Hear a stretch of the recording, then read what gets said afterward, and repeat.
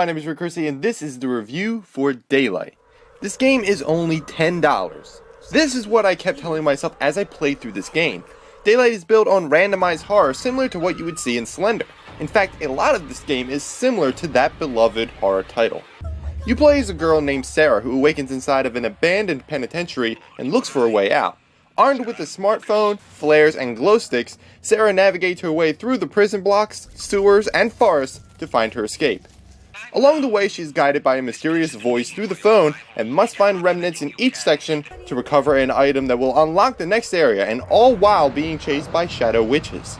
Remnants are notes, and these can be found pinned to walls, lying around, or hidden in containers, boxes, etc. These notes can flesh out the story of Daylight, which really isn't a compelling story, but it still gets the job done for a $10 game. The enemies of this game are the shadow creatures, and as you uncover more remnants, they become more hostile, just like in Slender. When I say randomized horror, I mean that the enemies, for the most part, don't have a fixed spawn point or scripted jump scare. It's mostly unpredictable. This is why I decided to give Daylight a try, because I believed it would be a game that would be as equally scary every time I played. Even the fact that the remnants wouldn't spawn in the same location every time was a plus.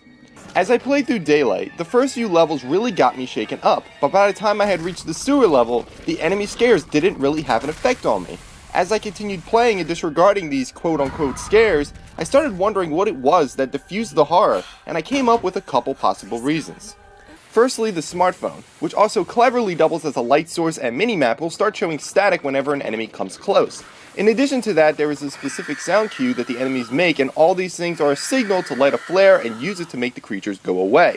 These two things in particular, and also figuring out the method to the game, made me go from being totally scared to not at all. But again, it was only $10. There were a few other things that annoyed me. While I did enjoy Sarah's voice actress, the writing was just odd. When playing a game, I expect to be immersed in the experience, but when a character I'm playing is saying things that makes me realize that she knows more about the mystery than I do, then I'm pulled out of the experience. Sarah should have been just as in the dark as I was, no pun intended. Speaking of bad writing, the mysterious voice coming through the phone also really didn't seem to serve any purpose at all. He would occasionally chime in to say some random mysterious statement that I guess made sense to the writers and the overall story, but to me, even knowing how it all ends, the guy still added nothing to the experience. But I still kept reminding myself this is only a $10 game. There was one thing that I could never really figure out if it was a positive or a negative, and that was the level designs. They would often have you walking in a circle in the search for remnants, and there was a bit of a creepy vibe to them, but not enough to salvage the horror.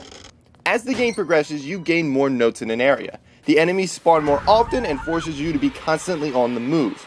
As a result of all this, there are times you can actually pass a remnant time and time again. When the game was still scary to me, the search for the last remnant was a frantic couple of minutes, using flares to keep myself safe and glow sticks to highlight searchable containers that I had yet to search.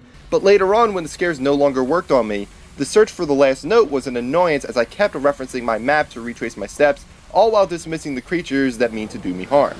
In between the search for remnants, there are what can barely be called a puzzle, as you'll be moving boxes 2 inches forward into position, turning steam valves located on the broken steam pipe, activating a single power switch to use a button or a lever, and it changed the pace of the game, but it just wasn't done right. But once again, I kept reminding myself that this is only a $10 game. Daylight very often had me reminding myself that it was only a $10 game, and the last time I did it was when I had beaten this very short game.